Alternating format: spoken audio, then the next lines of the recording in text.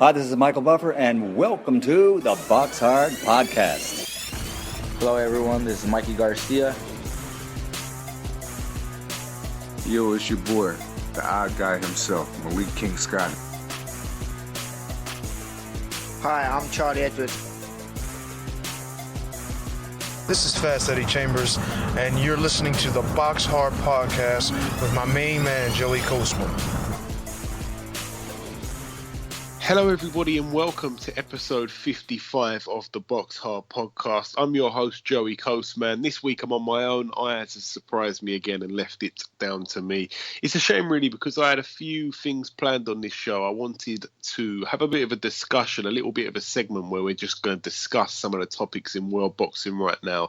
Those things that I wanted to discuss were Adrien Broner and his situation where he said he was basically going to take his own life, and then he posted a picture of a gun that he supposedly was going to do it with. He said he was going to do it at 3 p.m.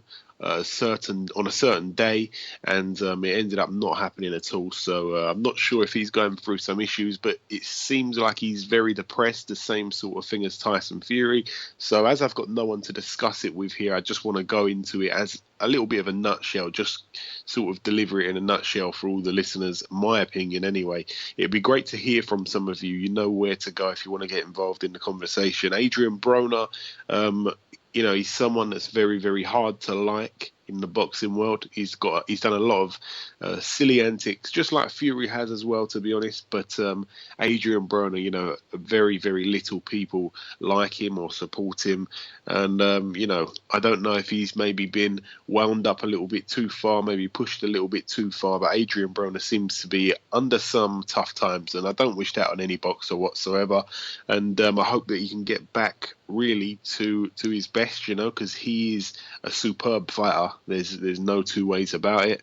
To achieve what he's achieved within like 30 fights is just absolutely incredible. So, let's have it right. He hasn't been in there with the hardest of opponents, and when he has, he's ended up losing. But he has done what he's done, and there's no argument with that. He is a multi-weight world champion. So good on Adrien Broner. As for Tyson Fury, it came out last week that he has decided to relinquish the WBA and WBO titles. So that was a bit of a surprise. I really couldn't believe that. And I will echo what David Haye said. David Haye said some very, very nice things in an interview that I listened to. And he basically said, this was going to be Tyson Fury's biggest payday of his whole career. And I've spoke to a lot of people, and a lot of people say, listen, he could have took this fight, Tyson Fury, the rematch with Vladimir Klitschko. He could have took this fight and he could have just gone down as soon as he got hit and, took a dive, and he would have still earned £5-6 million. Okay, so it was by far the biggest payday of his career set to happen. And it just goes to show how serious this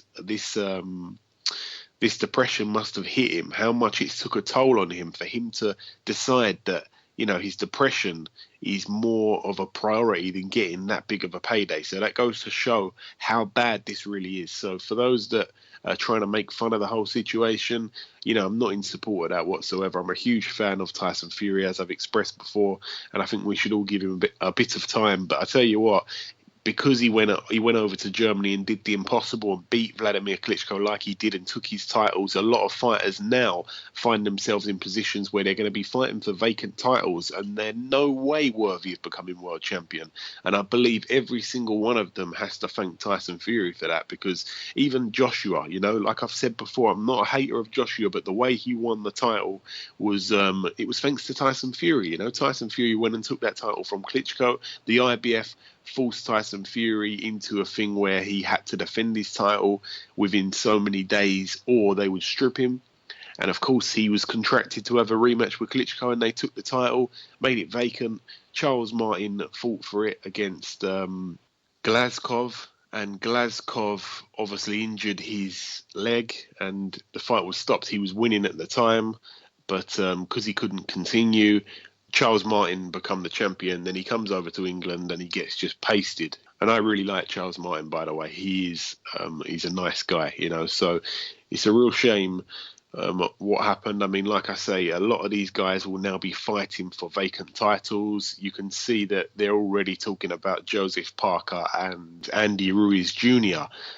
both fighting for a vacant title. I know that Joseph Parker's a good fighter. Again, another friend of the show. He's a good fighter. Maybe he deserves to get his shot. But as for Andy Ruiz Jr., he really hasn't fought anybody. You know, I've said this a million times on this show now. I'm a big fan of his. He's really skillful and stuff. But we haven't seen him in there against a top opponent. We haven't. And I really want to see that. And there's a lot of guys who have just been fighting, as they say, tomato cans in America. There's a lot of guys that have been fighting opponents like that, and they're not getting their shots. So I'm a bit disappointed with the whole thing, but I think there's going to be a lot of titles changing hands very quickly. But I really hope, above all, that Tyson Fury can get it all together and come back and, of course, take back what's his, rightly so. So all the best for Tyson Fury. Now, as for the other couple of bits I wanted to talk about, Joshua against Klitschko. Again, this is a fight I just cannot see happening in the remainder of this year, because I think it's a fight that Sky will want to build, because, you know, they really like to... they like to maximize their earnings, which nobody's got any problems with that, really and truly. It's the way of business. They would like to do these shows where they do the face-off shows. They would like to just, do all these little things behind the ropes, Klitschko, behind the ropes, Joshua. They want to really, really build that fight and turn it into a proper pay-per-view event where it's going to be able to earn them a lot of money. And I don't think they've got enough time to do it between now and December the 10th, which is the date that they're talking about. They originally were talking about November 26th. Also, David Haye is scheduled to fight on December 10th, so it's all a bit up in the air at the moment. Nobody's quite sure what's going to happen. This show was recorded on the 20th, or I should say is being recorded on the 20th of October, so it's now Thursday. So today is set to be the day where David Haye announces his next opponent. Whether or not he'll stick to that date is another thing, but unfortunately this show was done before any announcement, so I'm not sure who he will be fighting. I'm not aware of that right now. The only piece of news I have got is it's come out today that Carl Frampton will be fighting Leo Santa Cruz in a rematch where Leo Santa Cruz will look to win his title back. So that was a cracking fight the first time round, and I'm sure the second time round will be a good fight as well. So back to what I was just saying there about Joshua Klitschko.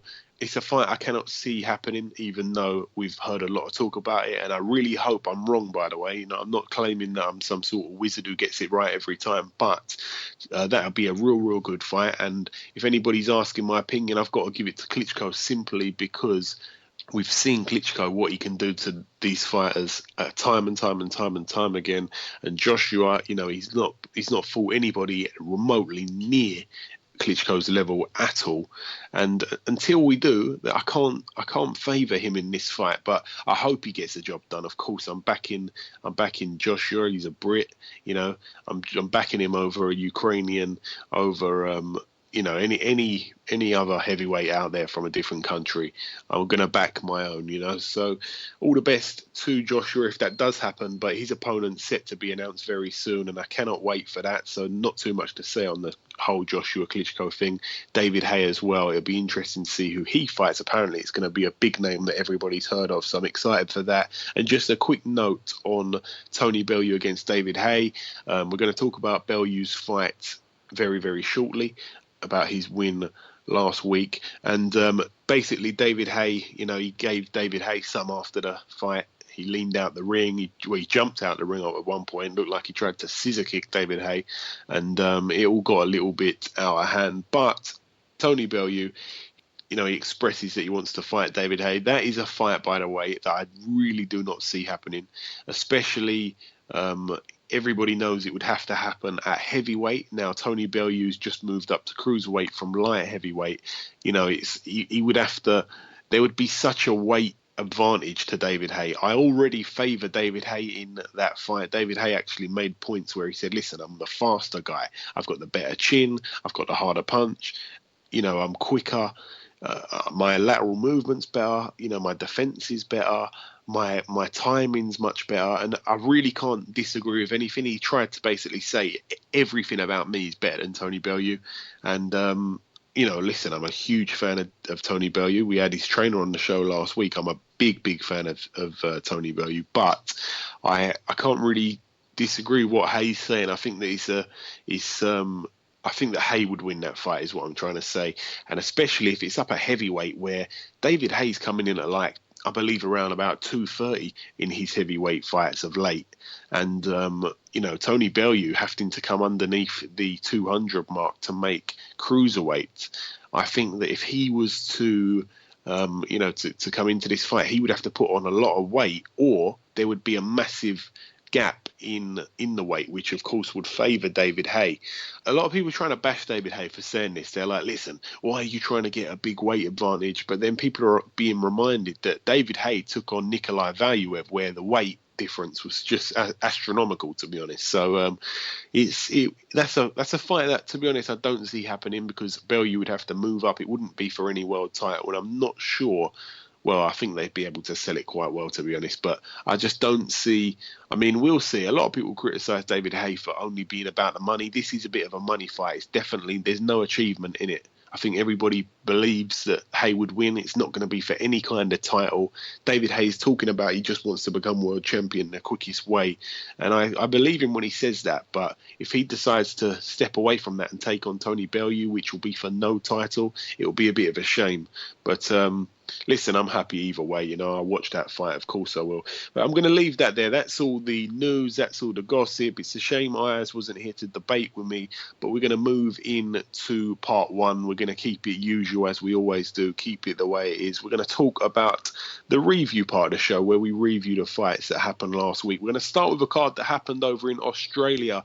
Top of the bill, Daniel Gill, former world champion, going into this bout with a record of 31 wins and 4 losses. He took on Reynold Quinlan, who had a record of 10 wins and 1 loss. Now, this was a fight where two men were kind of at different points of their career. Daniel Gill maybe towards the end, and Reynold Quinlan coming up, a record of 10 and 1, hasn't been a pro for very long. And Daniel Gill actually got stopped. He got knocked out in round 2. This was for the IBO World Middleweight title, which is a belt not really considered as a top belt or anything like that. So Reynold Quinlan now becomes the new IBO World Champion, and Daniel Gill really looking like he should retire. I think that he maybe said he was going to retire. I'm not sure if that was a final decision or not, but, this is a man in Reynold Quinlan that I think that Daniel Gill could have done the business on a long time ago, and he was certainly the favourite in this fight. But it just goes to show, in boxing, anything can happen. One punch can change a fight, and a real good win there for Reynold Quinlan, and I wish him all the best for the future. But Daniel Gill really has to go back to the drawing board and, look at the plus side and decide to make a decision, and we'll see what he does. But I wish him all the best. He's a nice guy, you can tell that. I've never actually spoke to him or met him, but you can tell he's a nice, genuine fella. So I wish him all the best. We're now going to go over to Philadelphia. Top of the bill over there, a man that's been on our show previously, Mike Reed, 19-0 going into his bout. He extended his win streak to 20-0 with a TKO win in the 6th round over Aaron Herrera, who had a decent record. I actually thought it was going to be a decent little scrap, this one, but no, it was completely one-sided, and Mike Reed got the job done, so I'm really, really pleased for him. Also on that bill, we had him on our show last week, Tevin Farmer. He was previewing his fight. He moved to 23 wins now. He's got the 4 losses that happened early and the 1 draw. It was a unanimous decision win after 8 rounds. Again, he had a decent opponent in front of him, and he made him look silly in parts of that fight. I've seen a couple of little highlights, and I tell you what, Tevin Farmer, like I say, go on YouTube, type him in. He really is a real exciting fighter to watch. He's fantastic with his defense at the moment. Defense, I should be saying. We're not from America. But that's really it for America. We're now going to go over to a card that happened in Hamburg, Germany. A couple of upsets on this bill. Top of the bill, Erkan Tepe, 16-0. He's been caught out for having illegal substances in his system when he took on David Price. It's remarkable that he's back in the sport with, I believe, no ban. I don't think he had a ban or anything. If he did, it was only for a few months. He got in there against Christian Hammer, who we seen Tyson Fury absolutely play with a while ago over on our shores. And Tepper, as I said, 16-0. Hammer 19-4. He was definitely in there to lose Hammer. And like I said, it was over in Germany. It was over in Tepper's backyard.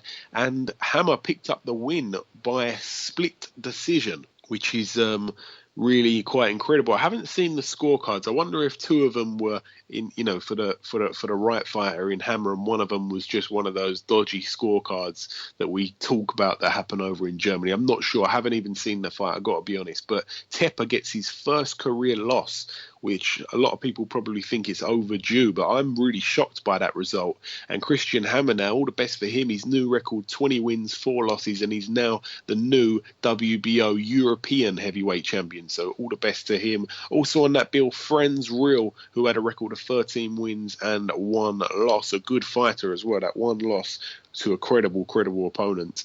He fought on the card and he put his IBF International Heavyweight title on the line against Adrien Broner, someone who's coming up with a record of 13-0 and 12 of those wins by knockout. And I tell you what, he knocked Franz Real out here. So Franz Real now 13 wins and 2 losses. It's not looking good for him. And Adrien Broner 14-0 with 13 knockouts, and he's now the new IBF International Heavyweight Champion. So all the best to Adrien Broner. He seriously seems like a threat that's coming up in the heavyweight division, which is always good. So eyes peeled on him now, and we're going to be listening out for what's next from him. Now I'm going to talk about one fight that happened over in Spain. Ruben Nieto, former opponent of Lenny Dawes, he got a draw on this bill, a draw after 12 rounds on points, and it was for the vacant IBF Intercontinental Super Lightweight title. He fought his opponent Ernesto España, who was 19-0. Ruben Nieto's 18-1, and the title remains vacant because it was a draw.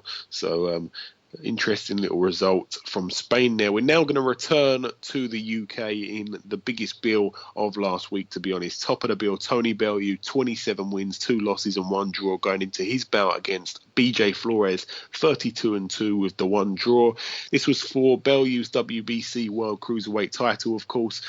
Tony Bellew was really quite impressive in parts of this fight. He kind of came there to give it a bit of a tear up. I know that BJ Flores was really quite tight at the weight, which gave Tony Bellew the impression that Flores was going to come and really try and put it on him quite early. I believe Tony Bellew, it was a bit of a slugfest in the second round. Flores was down 3 times in the second round. I've got to be completely honest here.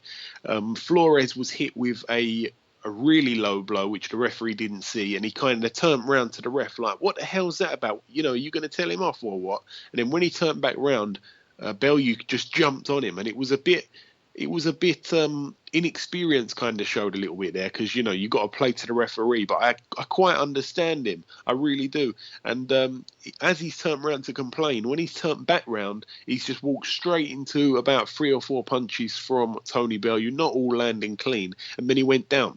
And then from there, he got back up. He was up for a little bit, then he got knocked down again, then he got back up, he was up for a little bit, then he got knocked down again, and I'm not sure he ever recovered from the first knockdown. That's what I initially thought, but when I looked back at it, it seemed like he went down very easy in the first one. And Johnny Nelson afterwards, it was quite interesting to see him really criticising. And I got to agree, he said that he thought that BJ Flores kind of took a dive on that first knockdown. And I've got to say, I kind of thought the same thing after watching the replay. He just seemed to throw himself on the floor. And that is really, what's all that about? I don't know. He came out in the third. And of course, Tony, in his own words, I think he'd say he iced him in the third. He got a good knockout in the end. And Flores, he wasn't completely out cold or anything, but he couldn't get back up at the count of 10. So Tony Bellew ended up winning the fight, and it was a good win for him, I guess. On paper it really was. He didn't really show much defense. As I say, it was very much a bit of a slugfest in that second round, both men throwing big punches. Tony Bellew took a few. He gave it to David Haye after the fight. He was looking at David Haye and saying you're next every time he knocked down Flores, because it's famous that Flores and David Haye are really good buddies. And as I say, Tony Bellew, a good win for him, and he cruises now to 28 wins. Of course, he's got the 2 losses and the 1 draw. He retains his WBC world title, so it'd be good to see what's next for him, but I don't advise a David Haye fight. Also on that undercard, Luke Campbell, 14-1. He got a shot against Derry Matthews. I should say it the other way around, really. Derry Matthews got a shot at Luke Campbell. Derry Matthews, as I say, he's been around forever. This was for the WBC silver lightweight title and the Commonwealth lightweight title. Luke Campbell here, again, he's at a different part of his career, different stage of his career than Derry Matthews. Derry Matthews kind of towards the end of the line, and Luke Campbell, he's just coming up. He's got that 1 loss which really stagnated things for a while, to be honest, and he's really looking to try and get back to winning ways and get some impressive wins, and I think this was an impressive win. I really do. As I say, Luke Campbell, he managed to get the KO in round 4. Matthews was down late in the 3rd round and twice in the 4th. And, I don't really want to talk so highly of this win because I think Derry Matthews is really and truly finished. I think he's still a little bit dangerous for some of the inexperienced fighters, which was the only thing that was a little bit exciting about this bout. I think that Luke Campbell, where he's clinically really, really, really good, technically a fantastic fighter, very skillful, and he just put on a bit of a show, to be honest, Luke Campbell. I knew that the right Luke Campbell would be able to win this fight pretty easy. But also on that bill, Ryan Burnett, he picked up a win. He moved to 15-0, a win over Ryan Farag, which Ryan Burnett, I think, looked pretty good in. Again, a couple of performances that he hasn't looked fantastic in. He's always got the job done in the end, but he retains his British bantamweight title, so good stuff there for Ryan Burnett. Also on the bill, Sean Dodd, a really, really close fight, one that I think he was a tiny bit fortunate to win. He moved to 12 wins. He's, of course, got 2 losses and the 1 draw, and he retained the WBC international lightweight title. His opponent, Francesco Patera, I did say it was going to be a really tough fight. I actually favoured Patera. I think a few people had him up as well. So, as I say, Sean Masha Dodd, he deserves a bit of luck, to be honest, and I think he got some in that decision. So, split decision win after 10 rounds in his favour. Also on the bill, Tom Farrell moved to 10-0, and he picked up the WBA International Super Lightweight title. It was a majority decision after 10 rounds. Rocky Fielding, he moved to 23 wins. He's, of course, got that 1 loss to Callum Smith. He picked up a TKO win in round 2. His opponent was down once in the 1st round and once in the 2nd round. He made easy and quick work of him.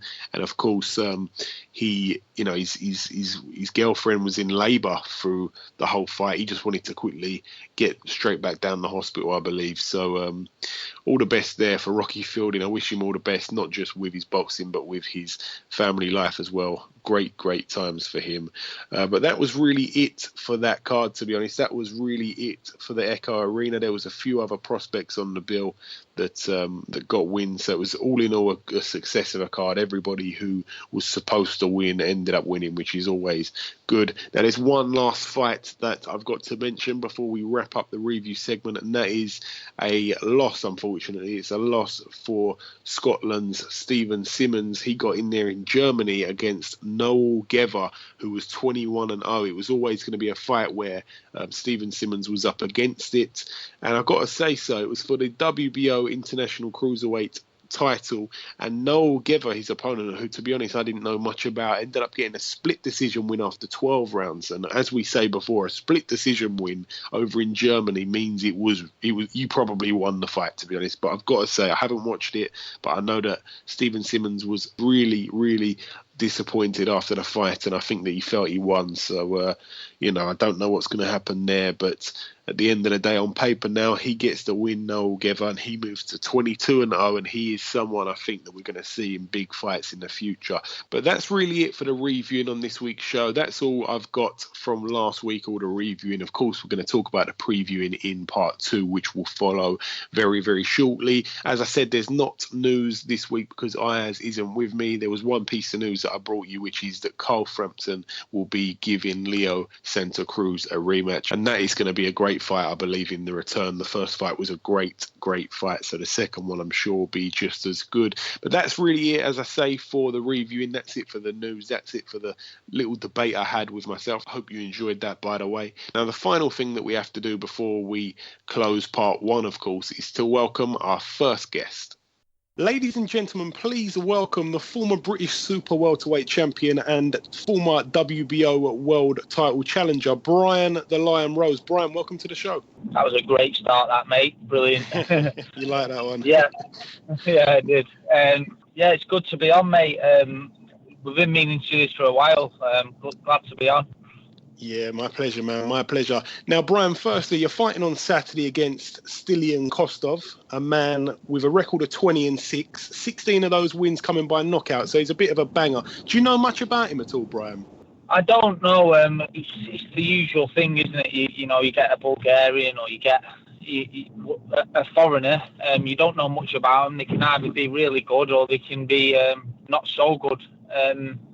I'm hoping he's not so good. But to be honest, I got 3 or 4 opponents thrown at me, and they were a little bit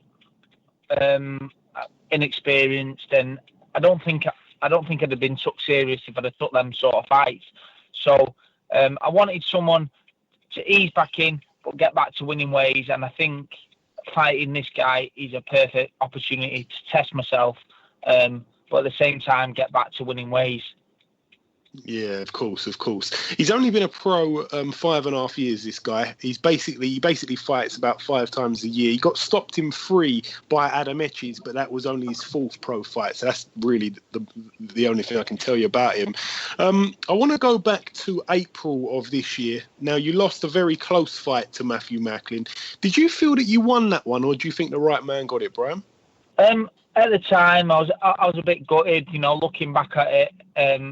You know, I thought I'd nicked it, but there was no complaints. I think when fights are that close, and you can't tell who's won the fight, I don't think any of the opponents can complain, because it's whatever the judges like, and the judges must have liked his aggression. You know, he's come forward type of boxing, whereas I felt I was a little bit cleaner. But it's just one of them things, you know. It's what people think, and there was no moaning about it afterwards. I've not complained once about it. So if the judges say he won the fight, then it was the right decision, because it was a very close fight. And plus, he's my manager now, so I can't say too much about it. And you know, of course, he subsequently retired, which really ruled out any potential rematch, a chance for you to avenge that defeat on paper. Like I said, it was very, very close. Did it annoy you at all when he retired? No, not at all. I went over to Marbella and I sat with him a week after, and he said he thought he was going to retire. Things happen, things change. You know, I take it fight by fight now myself. You know, I'm not going to say I always say, if I get beat, I'm going to retire. And I've been beat and not retired. So I'm kind of sick of saying that. So I'm going to take it fight by fight and see where that takes me. I wasn't surprised when Macklin retired, because I felt he was tiring in the 5th and 6th round. And then he found some at the last 2 rounds. And it was his last hooray. You know, he thought, this is my last fight. I'm going to give it my all. And that for me, I really appreciated that so much, because he did give it one last shot, and it probably what won him the fight, the last 2 rounds. Yeah, no, it was a good spectacle anyway. I was in the arena for that one, but we'll leave that one there. Now, I know that you've been at super welterweight / light middleweight for basically your whole career, but at this present time within your promotional stable, there really aren't many options for you in terms of opponents. The other top 154 pounders in Britain are the likes of Amir Khan, if he's going to be fighting at that weight. Then he's obviously followed by the likes of Liam Smith, Liam Williams, Ahmet Patterson, Gary Corcoran, etc., which are all with Frank Warren. We've seen fights get made between Eddie Hearn and Frank Warren lately, but it's been, very few and far between. Do you see yourself taking on one of those men, or do you see yourself above that level, maybe looking at opponents more on the sort of European fringe world level kind of position? Yeah, I mean, I'm not going to disrespect them sort of fights, because Liam Williams is a very, very good fighter, and he's very dangerous. But I was winning British titles 4 or 5 years ago, and it's not something that I'd want to go back to.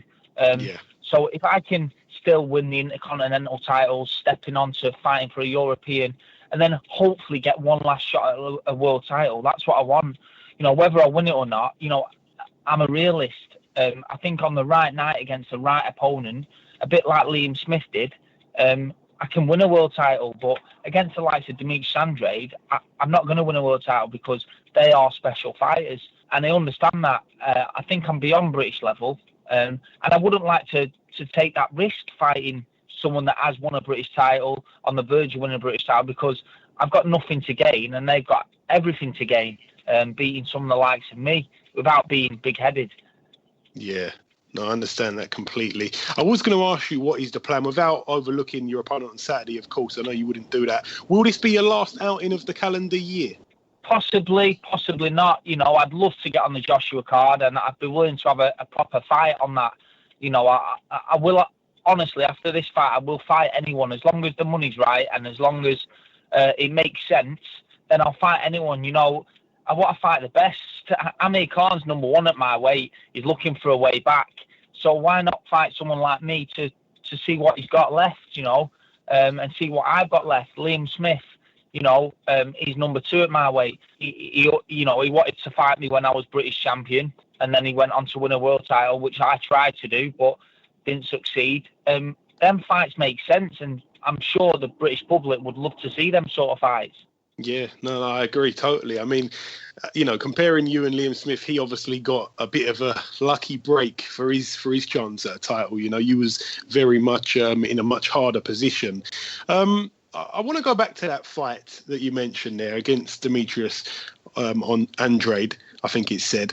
You fought him for his WBO world title. What impressed you most about him? Because he only managed to defend his world title once, which was obviously against you before running into some outside of the ring issues. And obviously he's now put all that behind him. He's back on the hunt for another world title, which he actually fights for in a couple of weeks' time. But he is someone I really, really rate as a top fighter. So, what impressed you the most about him, and what did you learn from that loss, Brian? It said it all when I was in the change rooms. I was in Barclays Centre. It was a massive occasion, and I think there was facts coming up on the screen and about us. And mine was, did you know Brian Rose was originally from Birmingham? And his was, did you know Demetrius Andrade was world amateur champion? So there was a slight comparison in what we'd achieved before that world title fight, and I went in there believing that I could really push him to the wire late on, getting tired. That's the way, I grind people down. And there was just none of that. His speed, his elusiveness, his accuracy surprised me. It was like standing at your front door, and every time you open your front door, someone throws a snowball at you. Every time I threw a punch, I seemed to get hit. So that's when I stopped throwing, because I didn't want to get hit anymore. And that's me being brutally honest about myself. He was just a better fighter, and I really believe he'll go on to great things if he's active. Yeah, I completely agree with that. And as you all know, the super-welterweight division is one of the most talent-packed divisions in boxing now. It really is. If I were to throw a couple of names at you, do you reckon you could tell me, in your opinion, on the world level, like the top 3, top 4, top 5, something like that, if I was to throw a few names at you? Yeah, I'm no anorak, but I'm sure if you throw the names at me, I'll be able to. Yeah. Obviously, you've got Lara, you've got Canelo, you've got the two Charlo brothers, Jamel and Jamal, and we got our very own Liam Smith. Of course, you got Andrade, Cotto, and Austin Trout. How would you sit those? It's so many real talented names in that bunch there. Yeah, I put Andrade and Canelo top. And then I think Lara's a special fighter. I think the Charlo brothers are beatable, definitely. And Liam Smith, that fight makes sense to me now. At times in our career, it never made sense. When I was going on to world level, he was winning a British title but wanted to fight with me. And then when he was world champion, I was looking at him, probably envied him a little bit, thinking, that could have been me. So that fight makes sense now, and Liam Smith's a really, a special fighter. He's a really good fighter because he's been a world champion, he's defended it, and lost to a special fighter in Canelo. So, like you say, it's a packed weight division. But I think the Charlo brothers beatable. They're really good fighters, but I think they're definitely there for the taking. And this Liam Smith fight that I haven't really seen, you mentioned before, because as you say, you were both kind of at different points of your career. Now you kind of see it that you're both in a similar sort of position. You say that, you're fighting on the weekend, of course. You say that you'd like a big fight to be on that Joshua bill. When would you realistically be ready for Liam Smith? Would it be too soon for the Joshua bill, I take it? Would it be sometime in 2017? Honestly, I will fight. I will stay in the gym and I'll fight whoever in December, or I'll fight in the new year, a big fight. I don't want to mess around seeing what I've got left. For 6 months, I'm in 6 and 8 rounders. I honestly want to get this one out of the way on Saturday. Not looking past it, but get this one out of the way and just test myself against the best and see what I've got left. And if I haven't, I'll call it a day, hang my gloves up. But if I have, I'll go on and I'll fight for a world title. I just, like I say, I'm a realist and I know what I want. I know what I'm capable of. I still feel like I've got so much more to give my sport. When I'm in the gym, I feel like a young kid again because I'm injury free. So, I can only prove that by doing that in the ring. Yeah, of course. And lastly, Brian, top of the bill that you're fighting on Saturday, it's a real battle of the Brummies, Sam Eggington against Frankie Gavin. Do you have any kind of opinion on that fight at all? Well, I've got to go with my boy Frankie because I was in the amateurs with him for so many years. I was good pals with him. I speak to him quite regular. And he's world amateur champion, He's a talented fighter, and I think if his mind's right, and he gets it right, he can beat most people in that weight division. It's just about mentally whether Eggington's got in his head. Eggington's a really good fighter. He's big for the weight. He won't give up. I don't think Frankie will stop him when he wins. I think it'll be on points. So I think Eggington's got a chance, but I'm gonna side towards Frankie because 1, I like him, he's my friend, and 2, I just think his pedigree is too much for Eggington. Yeah, I completely agree with that, to be honest. Okay, Brian, finally, is there anything that you'd like to tell any of the listeners before we let you go, or any sponsors you may want to thank, or just anyone in general? Yeah, I want to thank all my sponsors on board, Intense Menswear, I can't remember them all, Newmark Engineering, iBox Customise, Loot Backhouse, too many to name, but I want to thank all my sponsors, all the people in Birmingham that are coming out to support me. I'm from Birmingham originally, so it'll be good if everyone gets behind me.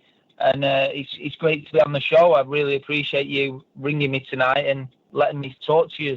The pleasure has been mine. It really has. I really appreciate you giving us a bit of time this week, Brian. I wish you all the best of luck for Saturday night, and we'll speak again soon. Thanks very much, mate, and I'll speak to you after I've won on Saturday. Okay, now it's time for part 2 on this week's show. This part, of course, the preview part where we preview the fights that are coming up this week. Now, tomorrow, taking place over in Scotland, in Edinburgh. Top of the bill, Josh Taylor, 6-0. He fights Dave Ryan, 17-9. But we know Dave Ryan comes to fight every single time. It's for the vacant Commonwealth super lightweight title. So all the best to both men. May the best man win. Also on that bill, I will say, Gary Cornish, his opponent yet to be announced, but his record 23-1 is for the vacant Commonwealth heavyweight title. So all the best to Gary Cornish. He took a bit of a hide-in from Anthony Joshua in their fight, which didn't last very long, and he's looking to get back to winning ways, of course. And also on that bill, Andrew Selby, he looks to pick up his 6th career win. It's incredible what he's done just inside 5 fights, and he takes on Felix Moncada, who has a record of 9 wins, 5 losses, and the 1 draw. I know that he was going to face another guy, and I'm not sure what's happened there, but the other guy he was going to face, his middle name was Elizabeth. So it's good to see that Elizabeth's not fighting, and it is, in fact, Felix Moncada. But that's really it for Scotland. We're now going to go over to Canada. Top of the bill over here, David Lemieux, 35-3. He takes on Christian Fabian Rios, who has a record of 21 wins, 7 losses, and 3 draws. He's never been stopped, but he was outpointed every single final round in a 10-rounder against Tommy Langford last year. So David Lemieux should probably get the job done here, probably pick up another knockout. But that's really it for Canada. We're now going to come back over here. We're going to go over to Bolton now. Top of the bill, Jamie Cox, 20-0. He fights for the vacant WBO Intercontinental Super Middleweight title. He faces Martin Fidel Rios, who has a record of 20 wins, 9 losses and 3 draws. It's good to see Jamie Cox back in action. He was out of the ring for a long time due to stuff that had happened outside of the ring. As I say, you know, we're not going to really get in talks about that, but Jamie Cox, he got involved in some silly stuff, and it's good to see him back. It's good to see him back to positive ways, and he's fighting for some kind of silverware here in his return fight. So it's really good to see Jamie Cox back in there again. It's going to be interesting to see. He's been out of the ring for a while now. I think maybe coming up to a year. So Jamie Cox, he was getting people out there in the first round, as we last saw. So I'm not sure what we're going to see, but it's going to be interesting because he is a really, really exciting fighter, Jamie Cox, and I cannot wait to see what happens there with him. So all the best to Jamie Cox on that one. And also on that bill, Paul Butler, 21-1. He takes on Alexis Ruiz, who has a record of 11 wins, 3 losses and 1 draw. Should be an easy night's work here for Paul Butler. Also on the bill, Zelfa Flash Barrett. He looks to move to 13-0. He takes on Elvis Guillen, who is a journeyman, so he really should get the job done. But that's really it for Bolton. We're now we're really flying through this. We're now going to go over to Birmingham, which is the final card that we're going to preview on this part of the show. Sam Eggington against Frankie Gavin, top of the bill. Both boys from Birmingham, as I mentioned. Sam Eggington, 18-3. And Frankie Gavin, 23-2. And this is for the vacant WBC International Welterweight title. It's also for bragging rights in Birmingham, of course. And it's going to be a good fight. I think that Sam Eggington always comes to fight. He's young, he's youthful, and he is massive at the weight. He really is. He's quite a giant. Frankie Gavin, not really suited to welterweight. A lot of people say he should be back down at 140. I've got to say, I think I agree with that. So that's the only factor that kind of swings in favour of Sam Eggington. So it should be quite interesting, this one, but I think Frankie Gavin, where he's got that pedigree, I'm kind of copying what Brian Rose just said, but yeah, he's got that pedigree, he's been at a higher level, and I really think that he's probably going to get the job done here. So all the best to both men. Again, I'm a fan of both fighters, and may the best man win on this one. Also on this bill, Anthony Ogogo, 11-0. He fights for the vacant WBC International Middleweight title against Craig Cunningham, who has a record of 16 wins and just a 1 loss. Craig Cunningham been saying this week that he's going to knock Ogogo out, so I'm really interested in that fight. But I think that Anthony Ogogo, you know, he's got that pedigree again, and I think he's probably going to get the job done here. And also on that bill, we just spoke to him not long ago, Brian Rose, 28-4 with the 1 draw. He's in a 6-rounder against Stilian Kostov, who has a record of 20 wins and 6 losses. Brian Rose basically spoke, you know, about his opponent, and I'm sure that he can get the job done here. So all the best of luck to Brian Rose, a real nice guy. And also on this bill, the final fight to mention of the preview part of the show, Cal Yafai is set to be on this bill. Remember, we've heard a lot from Eddie Hearn saying that he could be perhaps fighting for a world title by the end of the year. I think that maybe November was mentioned, but it looks like that won't be happening now if Cal Yafai is correctly on this bill, like it says so on BoxRec. So he looks to pick up his 20th career win, and it's scheduled to be an 8-rounder at super flyweight, but his opponent yet to be announced. But all the best to Cal Yafai, another man that's been on this show, another man I'm a huge fan of. But that's really it for the previewing, and that is all the talking done for last week and for this week. So of course, before we end this show, there's one last thing to do, and that is to welcome our second guest. Ladies and gentlemen, please welcome the former WBO European Super Middleweight champion fighting this Saturday in Bolton. It's, of course, Mr. Jamie Cox. Jamie, welcome to the show. Thank you for having me. My pleasure, man. My pleasure. Now, firstly, Jamie, just for those that may not know, you've been out the ring almost a year now. Now, the reason behind that is because you had some issues outside of the ring. I understand if you don't want to go into great detail, but just in a nutshell, could you bring our listeners up to speed on why you've been absent from the sport for a little while? Yeah, I just had a cool thing going on, cool case, and it's all been sorted out now. So back to boxing and concentrate on concentrate on the boxing and obviously the future in the sport. Yeah, and I'm pleased that all of that is behind you. So, Jamie, how excited are you to get back on track in your boxing career? Because obviously you left off for a little while, as I say, on some great momentum. How excited are you to get back in there on Saturday? I was excited. I was excited from the last fight I had. I've been training ever since, apart from a little period. But I've been training all the way through, and I've been working with world-class fighters. So I'm ready. I'm ready for a world champion tomorrow. Yeah, and I believe it when you say that. I truly do. When you say you've been working alongside world-class fighters, who have you been? Who have you been in there with? Who have you been in the gym with, Jamie, in this time? Lately, I've been since last time we've been left off world-class. James DeGale, Nathan Cleverly, a lot of British-rated fighters, European fighters, and I'm ready now. I'm ready for anyone. Okie dokie. Now, you are certainly one that I'm especially very excited for. I just did say that earlier on in the show. You're coming off of 3 first-round knockouts. You're taking on an opponent on Saturday. It's not a bad fighter, to be honest. Do you know much about him at all, Jamie? I watched a couple of his fights, and that's enough for me. I leave it all with John Costello. That's my trainer, and I let him figure out what we need to do, and I just listen to what he says.